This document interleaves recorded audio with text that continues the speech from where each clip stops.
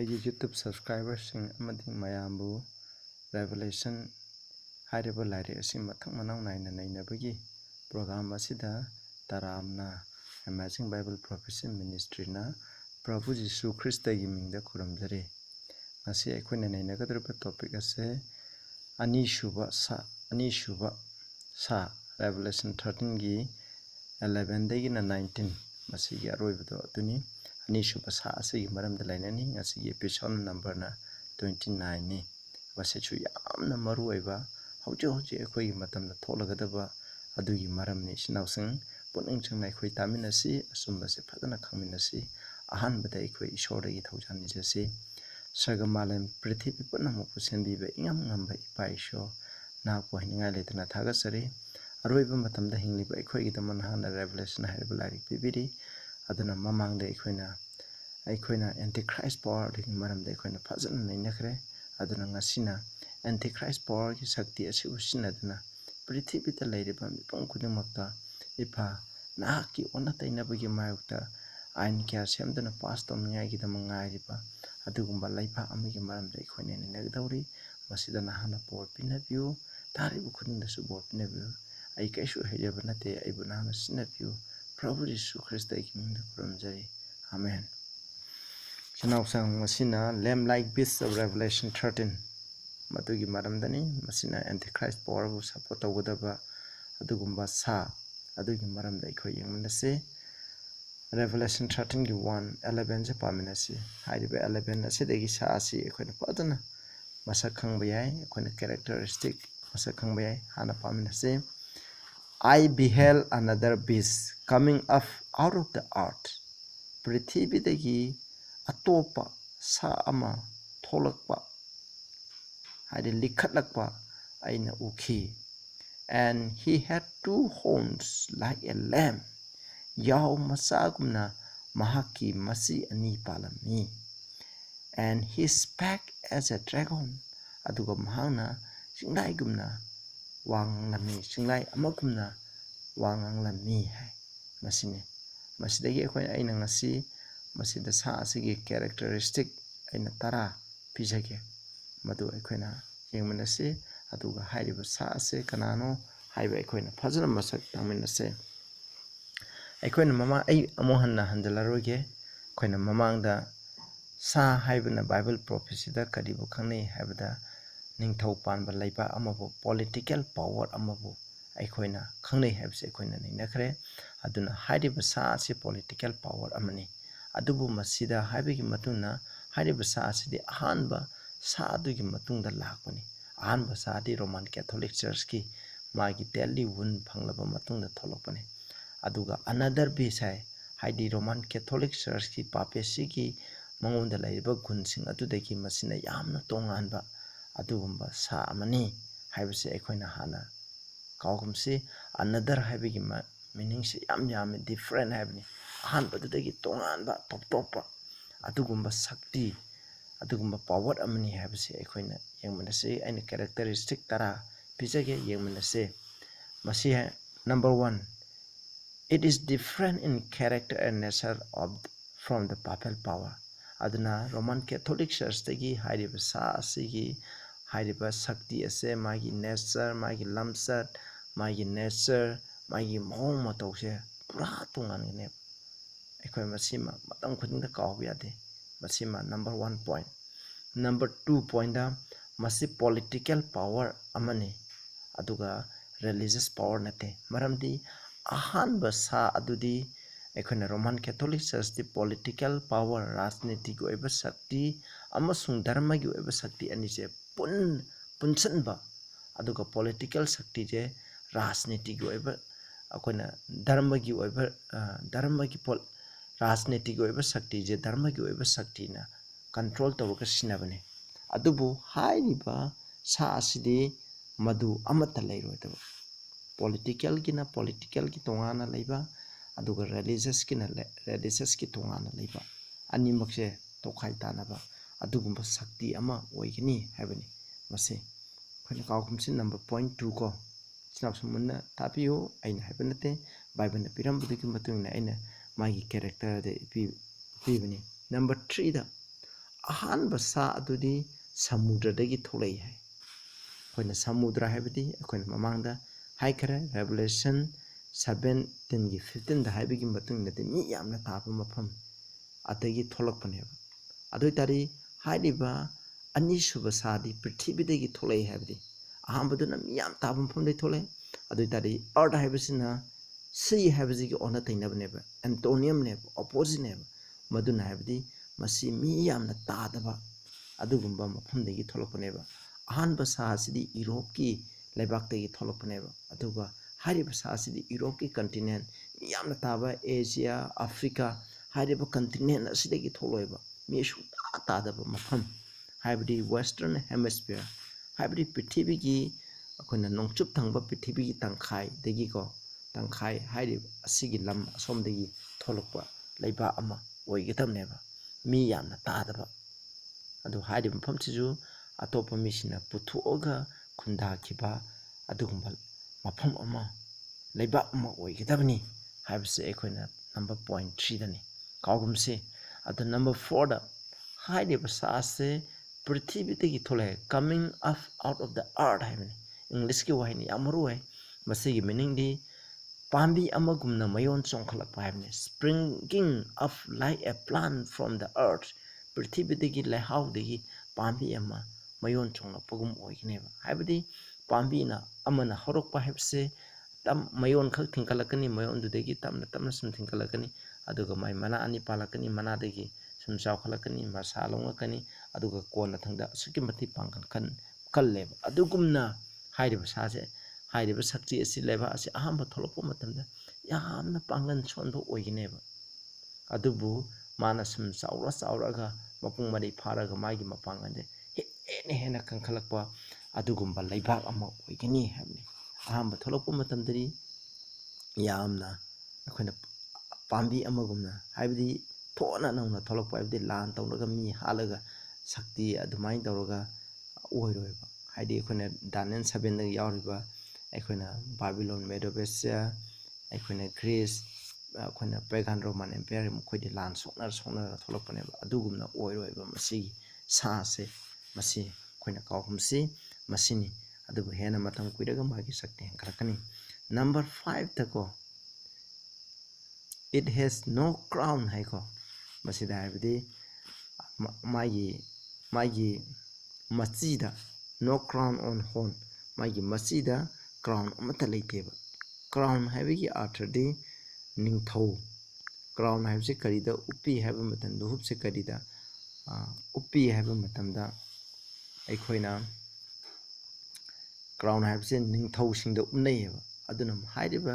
ꯁꯛꯇꯤ ꯑꯁꯤꯗꯤ ꯑꯍꯥꯟꯕ ꯁꯥꯗꯗꯤ ꯃꯥꯒꯤ ꯅꯤꯡꯊꯧ ꯄꯥꯜꯂꯤ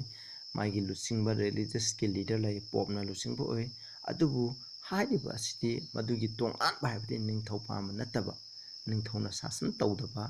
ꯑꯗꯨꯒꯨꯝꯕ ꯂꯩꯕꯥꯛ ꯑꯃ ꯑꯣꯏꯒꯅꯤ ꯍꯥꯏꯕꯁꯦ ꯑꯩꯈꯣꯏꯅ ꯀꯥꯎꯒꯨꯝꯁꯤ ꯃꯁꯤꯃ ꯅꯝꯕꯔ 5ꯗꯀꯣ ꯃꯁꯤ ꯕꯥꯏꯕꯜꯅ ꯍꯥꯏꯕꯒꯤ ꯃꯇꯨꯡ ꯏꯟꯅ ꯂꯣꯏ ꯊꯣꯛꯈ꯭ꯔꯦ ꯅꯝꯕꯔ 6ꯗ ꯑꯃꯨꯛ ꯌꯦꯡꯁꯤ ꯑꯩꯈꯣꯏꯅ ꯉꯁꯥꯏ ꯄꯥꯈꯤꯕꯗꯣ ꯑꯗꯨꯒꯤ ꯃꯇꯨꯡꯗ ꯅꯝꯕꯔ 6ꯗ ꯑꯩꯈꯣꯏ ꯑꯃꯨꯛ ꯌꯦꯡꯃꯤꯟꯅꯁꯤ ꯃꯥꯒꯤ ꯁꯛꯇꯤꯁꯦꯀꯣ ꯑꯩꯈꯣꯏꯅ ꯉꯁꯥꯏ ꯍꯥꯏꯕꯅꯤ ꯑꯗꯨꯒ ꯅꯝꯕꯔ 6ꯗ ꯃꯥꯒꯤ ꯅꯦꯆꯔꯁꯦ ꯂꯥꯏꯛ ꯑꯦ ꯂꯦꯝ ꯍꯥꯏ ꯌꯥꯎꯒꯨꯝꯅ ꯇꯧꯏ ꯍꯥꯏꯕꯅꯤ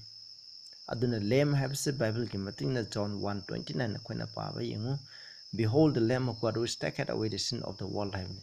ꯂꯦꯝ ꯍꯥꯏꯕꯅ ꯔꯤꯄ꯭ꯔꯖꯦꯟ ꯇꯧꯕꯗꯤ ꯖꯤꯖꯁ ꯈ꯭ꯔꯥꯏꯁꯅꯦꯕ ꯖꯤꯖꯁ ꯈ꯭ꯔꯥꯏꯁ ꯑꯗꯨꯅ ꯍꯥꯏꯔꯤꯕ ꯁꯥꯁꯦ ꯌꯥꯎꯒꯨꯝꯅ ꯑꯣꯏ ꯍꯥꯏꯕꯗꯤ ꯃꯁꯤ ꯈ꯭ꯔꯤꯁꯇꯤꯌꯟ ꯅꯦꯁꯟ ꯑꯃ ꯑꯣꯏꯒꯅꯦꯕ ꯑꯗꯨꯁꯨ ꯀꯔꯝꯕ ꯈ꯭ꯔꯤꯁꯇꯤꯌꯟ ꯅꯦꯁꯟ ꯉꯁꯥꯏꯒꯤ ꯑꯍꯥꯟꯕꯒꯤꯗꯨ ꯁꯥꯗꯨꯗꯤ ꯑꯩꯈꯣꯏꯅ ꯔꯣꯃꯥꯟ ꯀꯦꯊꯣꯂꯤꯛ ꯑꯣꯏꯔꯦ ꯑꯗꯨꯅ ꯔꯣꯃꯥꯟ ꯀꯦꯊꯣꯂꯤꯛ ꯅꯠꯇꯕ ꯈ꯭ꯔꯤꯁꯇꯤꯌꯟ ꯍꯥꯏꯕꯗꯤ ꯄ꯭ꯔꯣꯇꯦꯁꯇꯟ ꯅꯦꯁꯟ ꯑꯃ ꯑꯣꯏꯒꯅꯦꯕ ꯃꯁꯤ ꯏꯆꯤꯟꯅꯥꯎꯁꯤꯡ ꯀꯥꯎꯕꯤꯒꯅꯨꯀꯣ ꯑꯗꯨꯅ ꯈ꯭ꯔꯤꯁꯇꯒꯨꯝꯅ ꯑꯣꯏꯕ ꯍꯥꯏꯕꯗꯤ ꯌꯥꯎꯒꯨꯝꯅ ꯍꯥꯏꯕꯗꯤ ꯈ꯭ꯔꯤꯁꯇꯤꯌꯟ ꯅꯦꯁꯟ ꯑꯃ ꯑꯣꯏꯒꯅꯦꯕ ꯃꯁꯤ ꯑꯩꯈꯣꯏꯅ ꯀꯥꯎꯒꯅꯤ ꯑꯍꯥꯟꯕ ꯊꯣꯛꯂꯛꯄ ꯃꯇꯝꯗ ꯌꯥꯎ ꯑꯃꯒꯨꯝꯅ ꯌꯥꯝꯅ ꯌꯥꯎ ꯃꯆꯥ ꯍꯥꯏꯕꯁꯤꯗꯤ ꯃꯤꯒ ꯈꯠꯅ ꯆꯩꯅꯕ ꯃꯥꯒꯤ ꯃꯃꯥꯟꯅꯕ ꯁꯥꯁꯤꯡꯒ ꯈꯠꯅ ꯆꯩꯅꯕ ꯅꯠꯇꯦ ꯌꯥꯝꯅ ꯆꯤꯡ ꯂꯦꯝꯅꯀꯣ ꯊꯣꯛꯂꯛꯀꯅꯦꯕ ꯃꯁꯤꯅꯤꯀꯣ ꯑꯗꯨꯃꯥꯏꯅ ꯍꯥꯏꯔꯤꯕ ꯁꯥꯁꯤ ꯑꯣꯏꯒꯅꯤ ꯑꯗꯨꯒ ꯂꯥꯟ ꯁꯣꯛꯅꯔꯒ ꯖꯣꯏ ꯇꯧꯔꯒ ꯈꯠꯅꯔꯒ ꯑꯗꯨꯃꯥꯏꯅ ꯊꯣꯛꯂꯛꯄ ꯂꯩꯕꯥꯛ ꯑꯃ ꯑꯣꯏꯔꯣꯏ ꯍꯥꯏꯕ ꯃꯁꯤ ꯑꯩꯈꯣꯏꯅ ꯀꯥꯎꯒꯨꯝꯁꯤ ꯂꯦꯝ ꯍꯥꯏꯕꯁꯤꯅ ꯀꯩꯗꯧꯅꯨꯡꯗ ꯌꯥꯎ ꯃꯆꯥ ꯍꯥꯏꯕꯁꯤꯅ ꯑꯇꯣꯞꯄ ꯌꯥꯎꯒ ꯑꯇꯣꯞꯄ ꯁꯥꯁꯤꯡꯒ ꯋꯥꯏꯅꯕ ꯍꯥꯏꯕꯁꯦ ꯀꯩꯗꯧꯅꯨꯡꯗ ꯂꯩꯇꯦ ꯍꯥꯏꯕꯅꯤ masina number 6 number 7 da aduna hairiba papal sakti Roman Catholic Church di government akhona state government ga church ka animakse pulle aduna hairiba ina mamang du saikre hairiba sakti asidi church ka state ka tongan ba oigne madi religious ki freedom ga aduga asiga religious ki haidi church haibidi akhona chaningba dharma akhona protestantism haitare chaningba dharma sarpa yaba aduga amana state government asina chalaiba aduga animakse state na su church pu control tawdaba church na state pu control tawdaba adugumba shakti amo oigini hamni hairiba se magi machi ani asina adana represent taweba masigo akoina bible legi yengba matam su yam nainaba ya adubu matam yamna sang diningai gi dama aina khara santang na haijarabani akoina kawgum si ko number 8 ta adana number 8 ta mo akoina kaw 8 ta mu yemna se hairiba sa se magi tholopagi matam se around 1798 AD gi matam tholokane maramde 1798 ta papacy na magi daily un phangeba adubu hairiba sa de hoi masigi mamangda di leigani adubu magi shakti magi angamba shakti urakpuje magi thauna phaba atopa singa lan songna bahirsu masida kan bahibse 1798 ki matungda magi pangal shakti je uba phangane masina number 8 suba aduga number 9 da hairiba shakti akoina mamangi shakti di papal church na akoina Christian singbu Protestant Christian singbu Roman Catholic natraba Christian singbu onai haleba adana hale atuna matugi onatainaba shakti neba masidi akoina Protestant singbu atopa dharma gi misingbu atopa lamlam sindagi onai duna lakpa matamda hairiba laiba asina makoibu changjafam piganeba maroina Christian sing akoina procession isin naw singje makoibu changjafam piba makoibu protect over kanbiba adugumba shakti mo oigneba maramdi Roman Catholic another beast havne Roman Catholic onai Christian sing hale adugumba masina Christian sing bu changjafam piba adugumba laiba amo oigini habsine asuki matik pai point 9 aduga point 10 aroibugisneba mana hai he spake as a dragon singlai amagumna mahangna ngangi habni akhona singlai amagumna ngangba habdi saitana karisne nampu sapu haibse indaba yade tawdaba yade haibse masineba saitangi nature ni adu mamai thangda asukimati Christian nation oiba Protestant oiba makse kuira aga mahase saitangi nature oiba draconic power oiba adugumba laiba mo oigneba aduna laiba amana ngangba habse masi karino haiba mahanda magi constitution magi संविधान की मतुंगना लाइबाक अमना ngangbneba aduna hairiba saitana su shakti sinai force sinai aduna mamai thangdasu hairiba laiba asina magi constitution magi संविधान ase hongdoktuna Christian singbu changjaba pirambado madugi onatainabada Christian singbu onaigadaba adugumba ain kyamarum pass tawdunako tatadaba yadaba tawde yade haiba ain kyamarum pirakhaneba masini aduna aikoina hosi haikraba point 10 ase loina suna phangba laiba adudi karino hairiba laiba ase 1798 ki matamda tholokpa nko Protestant su oiba church ka state ka su thonganba aduga Christian singda changjafam piba Christian singbu changjafam piba adugumba laiba aduga mai hairiba laiba asisu Christian nation oiba adu magi ningthau pandaba adu ahanba tholokpa matamda pambi amagumna mayon songlokpumna yamna ingna chingna tholokpa lan songnaraga magi ningtamba phangba nataba adugi mohta magi sum matamgi matuina pa chawkhalakpagi matuina chawkhalakpa matamda maning tamkhiba adugumba laiba kana western hemisphere haibdi prithibigi nongchup thangba prithibigi saruk mi tadam phamdagi adugumba laiba oigneba aikoina sum thirakpa matamda prithibigi nongchup thangba mi am tadam phamda laiba ni khaklai madudi Australia haibasiga aduga United States of America haiba laiba ani khak phangheba makoi ani sigi manungda haiba point 10 asibu suna phangba laiba adudi kanano madudi ꯑꯩꯈꯣꯏꯅ Australia ꯅꯠꯇꯦꯕ ꯃꯁꯤ United states of ꯑꯃꯦꯔꯤꯀꯥꯅꯤ ꯃꯔꯝꯗꯤ ꯑꯁꯇ꯭ꯔꯦꯂꯤꯌꯥꯗꯤ ꯃꯥꯒꯤ ꯃꯄꯥꯡꯒꯜ ꯌꯥꯝꯅ ꯁꯣꯜꯂꯦ ꯑꯃꯦꯔꯤꯀꯥꯁꯨ ꯃꯍꯥꯛꯀꯤ ꯅꯤꯡꯇꯝꯕ ꯍꯧꯔꯛꯄ ꯃꯇꯝꯗ ꯑꯩꯈꯣꯏꯅ ꯕ꯭ꯔꯤꯇꯤꯁꯅ ꯁꯥꯁꯟ ꯇꯧꯗꯨꯅ ꯂꯩꯔꯝꯕꯅꯤ ꯃꯈꯣꯏꯗꯤ ꯂꯥꯟ ꯇꯧꯗꯅ ꯃꯈꯣꯏꯗꯤ ꯅꯤꯡꯇꯝꯕꯁꯦ ꯏꯔꯥꯏ ꯂꯥꯏꯅ ꯐꯪꯈꯤꯕ ꯖꯨꯂꯥꯏ 4 1776ꯀꯤ ꯃꯇꯝꯗ ꯃꯈꯣꯏꯁꯦ ꯅꯤꯡꯇꯝꯕꯁꯦ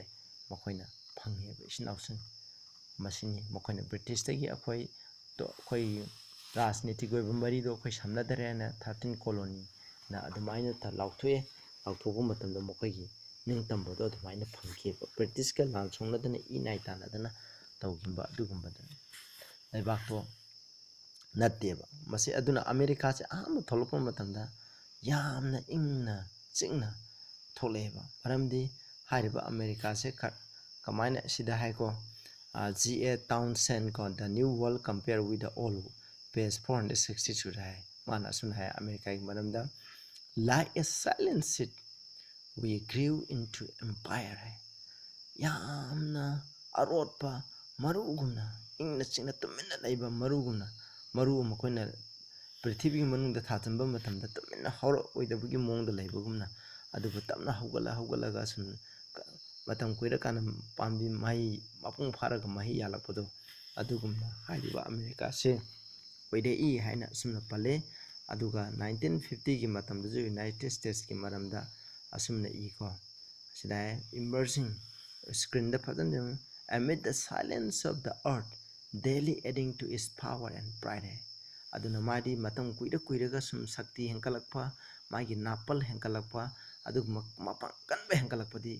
sum leire mapang kanbe henkalakpa lebakti America khaktaneba sinausing ekoina kagumsi masini hairebo America se ukraidagi thole America kamaina linkhatki habigi maramdana khoina yengba yai khoina America linkhat phaje khraino aguna Europe ta Christian sing amna thina onnaire hale maduri chelakpa matamda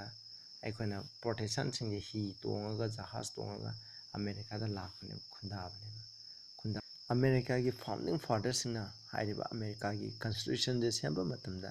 religious ꯐ꯭रीडꯝꯁꯦ ꯄꯤꯌꯦꯕ ꯑꯩꯈꯣꯏꯅ ꯌꯦꯡꯁꯤꯀꯣ ꯑꯍꯥꯟꯕꯁꯤꯗ ꯍꯥꯏ Congress shall make no law respecting an establishment of religion aduna religion amaseko masibu ikai khumnaduna religion amakhatang sakhatamne habigi law semba yade habne or prohibiting the free exercise thereof madugi chaningba dharma chapagi da ayatpa athingbodo piro habne or abridging the freedom of speech akoina ningtamba akoina ngangbudo adugumdo thadatpa adugo press ki ningtamba adugumba mayamdo lokthokpa adugumdo oiroi habne masida akoina hai mokogi article 4 da somu yengbi ko the United States shall guarantee to every state in its union a republican form of government habne magi government jo khana ngasai masi ani pamba yamni republican form oiba adugumbaneba khana prajana semba adugumba leba oigadamni habne number article number 6 da hai ko no religious test shall ever be required as a qualification to any office or public trust under the United States America state ki makhada aduna karigumba service ama sangba matamda religious ki oiba qualification amata yengoi haina sumaina sinausing masina hai aduna masina yaw manba masi habsina habde America ja aham holokpa matamda lan sonraga tholokpa te cham samna gentleness adugumba magi character Christian ama oibagi adugumba character ado adumaina oirakpani habse masina phungdoi aikhoina amuk paminasiko verse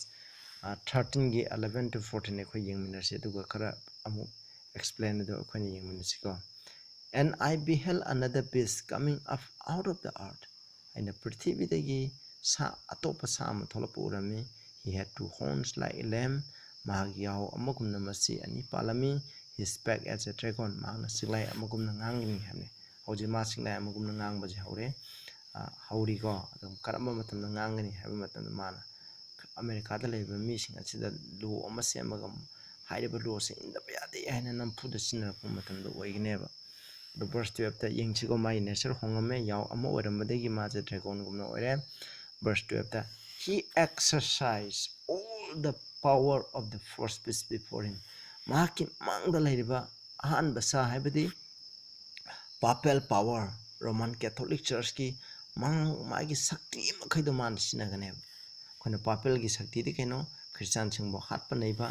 mahan semba ain sing namfu da sana da baya de haiba namfu da ingadamni haiba adugumdo adugi sakti do man loi sinagane hamni hadi Roman Catholic na sinaba sakti makhai man loi sinagani haibase koina verse 12 ta phangi cause the earth and them which dwell therein to worship the first beast aduga prithvi da lairiba prithvi amsung masigi manung da lairiba punamakpu mahangna namfuda hanbagi sa adubu kuramangani habni kamaina hanbagi sa adu kuramandino America na prithvi da lairiba mipung khudumase Roman Catholic Church bu karamna kuramangani habni masi jo choba question amani sinapsung hore laksege whose daily wound was healed masida hai aduna masidagi ekhoina khangi ko adudi matau karamna America na ahanba sa asibu koina Roman Catholic Church bu khuraman gadage habati Roman Catholic na makoina pongjaba makoina semjaba aina makoina amalayeba madudi pitib da layeba pong khuding makpu ko masi chanariba hujik loina ileba madui ko hairiba adudi karino ekhoina Sunday worship habsineba prithvi da layeba Christian denomination khudima koina Judaism satpa aduga atopa denomination natna Seventh Day Adventist nataba atopa prithvi da layeba Protestant makhaise loina Sunday ngaeba numaiji numese khurumeba adu maramdi numaiji numit khurumba habse Bible da ide romaiji numit khurumba hasidi kanana semba niyomno Roman Catholic na semba niyom neba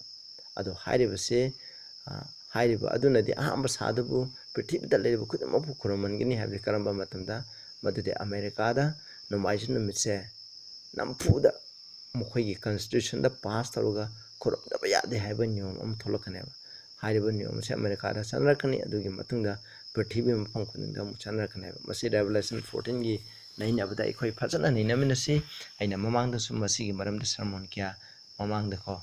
koina hairiba chapter sigi maramda phajana explain tawba sermon kya su mamangda thagar khrabani maduda suno khoina hena detail gi dama nakoina yengbiu haibase aikoina kawgumsiko aduna masina silai generation sing laire aduga Revelation aikoina mathangda ko aikoi yengse Revelation 13 gi 13 14 je aikoi amu pamina siko aduga masi loirase mathangda amu aikoina awatpa sing ado 15 book tawse mathangda awatpa sing ado yama explain tawningai lairi madu ai tawjarake and he doeth great wonder so that he maketh fire come down from heaven on the earth in the sight of man hojiti adugumba Protestant oramba nation asina angakpu kyamunum pangthoe atiadagi man mai phawa prithvi da mi singi mama da man sing thare habni and deceive them that dwell on the earth by means of those miracles which had power to do in the sight of the beast hairiba sa habdi Roman Catholic mamang da man tawbang amgi shakti leiribase masigi mapana prithvi da leiba mising asibu namthak tawi hani hoi prithvi da leiba khudimma ase Protestant Americana kamaina namthak tawdage habse ekoina masini ko masigi maroiba means amadi miracle angakpa pangthokpa habsini ekoina kawgum siko that they should make an image to the beast adu hairiba angakpa sina kaidawani adu makoina sa adu da makoina muti ama sengbane we said the wound by a shot and they live thang swan kiba adubu hingdi hingba adugumba sa adu habdi Roman Catholic Church masigi matang do oigneba aduna masida paliba mana ngapang kyamaram pangtoi prithvi da leiba kudum atiadagi mai phawu singthapang ame prithvi da leiba misingse hairiba angpasing asigi mapana makoina ahanba sa ngo makoina ahanba sa asida muti ama semgani hairiba madudi karino Protestant American angapuk kyamram pangthoi jegano spiritualism ko haibdi satan ga connection tawbi mapana Protestant American hoji mina pangthok pangamda healing hazu kyamram ase makoina pangthoeba aduna miracle laibase ekhoina Bible na koina ja Matthew 24 da su Prabhu Jesu Krishna phadana phalle ate atopa chapter sing da su lai miracle gi maramda ina mamang da sungang jakrabni aiding asi yam hanjalaroi aduna saitana angappo miracle pangthoeba ado akoina miracle akoi Christian isnausina healing adu ada hairibasingje mokoina tawribasing ase aikoina healing khuding mata thajagadam nate miracle khuding mata thajagadam nate